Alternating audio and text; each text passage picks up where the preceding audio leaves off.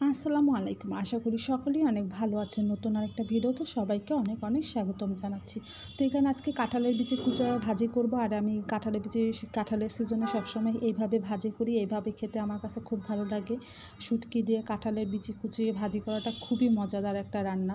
তো এখানে আমি পরিমাণ মতো পেঁয়াজ দিয়ে দিয়েছি, কাঁচামরিচ দিয়ে দিয়েছি, সাথে কিছু আস্ত রসুনের কোয়া ছাড়িয়ে দিয়েছি, আর কিছু শুটকিও দিয়েছি। এগুলোকে খুব ভালো করে মিক্স করে নিচ্ছি কাঁঠালের বিচি রান্না করার জন্য। এগুলোকে একটু ভাজা ভাজা করে নিব। তারপর এখানে আমি পরিমাণ মতো আদা রসুন বাটা দিয়ে দিলাম। এখানে আদা রসুন বাটা দিয়ে একটু ভালো করে একটু ভেজে নিব, সুন্দর করে ভাজা ভাজা করে নিব। ভাজা ভাজা হয়ে গেলে এখানে মশলা দিয়ে দিব। এখানে প্রথমে মরিচের গুঁড়ো দিয়ে দিলাম পরিমাণ মতো, তারপর হলুদের গুঁড়ো দিয়ে সুন্দর করে একটু ভাজা ভাজা করে নিব। আর এখানে পরিমাণ মতো লবণও দিয়ে দিয়েছি। সবগুলো উপকরণ দিয়ে একটু পানি দিয়ে ভালো করে ভাজা ভাজা করে নিব। পানি দিয়েছি এর জন্য যেন মশলাটা পুড়ে না যায়। অনেক সময় দেখা যায় তেল শুকিয়ে গেলে মশলাটা পুড়ে যাওয়ার একটা ভয় থাকে, তাই এর জন্য আমি পানি দিয়ে সুন্দর করে জিনিসগুলো ভালো করে ভেজে নিলাম।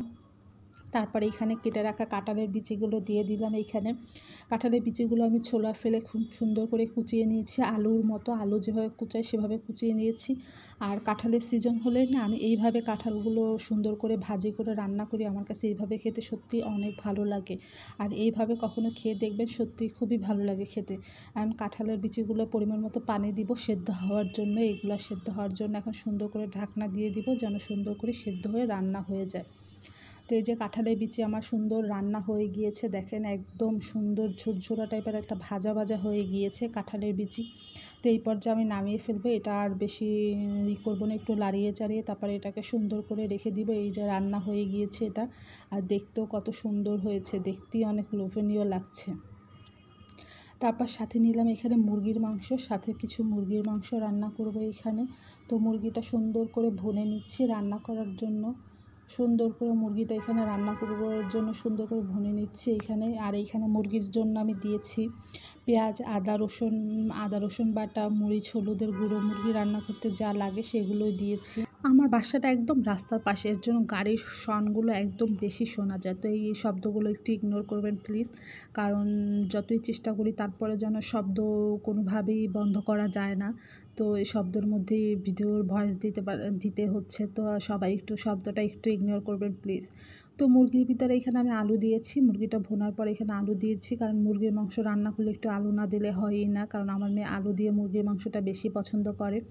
তো এখানে পরিমাণ মতো আলু দিয়ে সুন্দর করে ভুনে নেওয়ার পরে এখানে পরিমাণ মতো পানি দিয়ে দিচ্ছি সেদ্ধ করার জন্য, যেন এটা সেদ্ধ হয়ে যায়।